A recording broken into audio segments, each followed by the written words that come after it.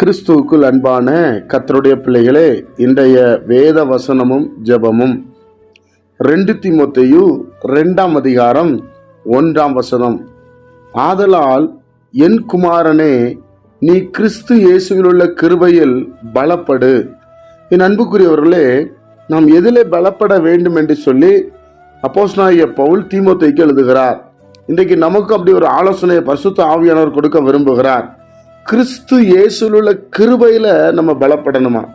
ஏன்னா அவருடைய கிருபை தான் நம்மளை தாங்குகிறது.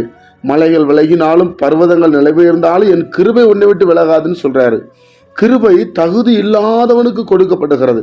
ஒருவன் எனக்கு தகுதியே இல்லைன்னு சொன்னா அவனுக்கு அந்த கிருபை கிரியை செய்யும். என் அன்பு கர்த்தருடைய பிள்ளைகளே, ஆண்டவராகிய இயேசு கிறிஸ்துவை பிதாவாகிய தேவன் கிருபையாய் இந்த பூமிக்கு அனுப்பினார்.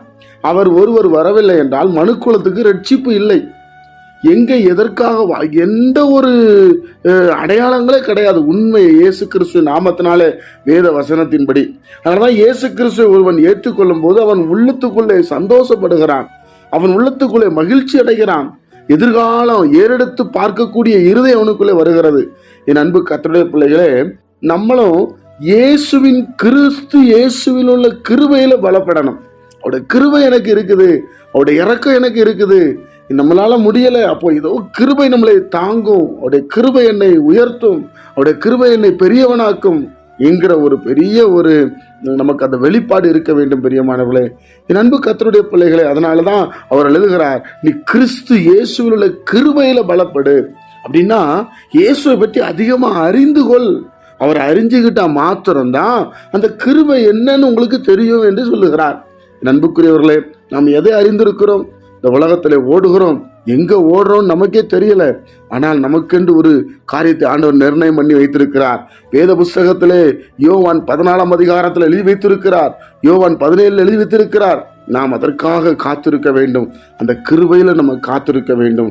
நாம் காத்திருந்தால் நிச்சயமாக அந்த காரியத்தை நாம் பெற்றுக்கொள்வோம். ஜெபிப்போமா? பரிசுத்த பிதாவே, உம்முடைய குமாரன் இயேசு கிறிஸ்துவின் நாமத்துல வருகிறோம்.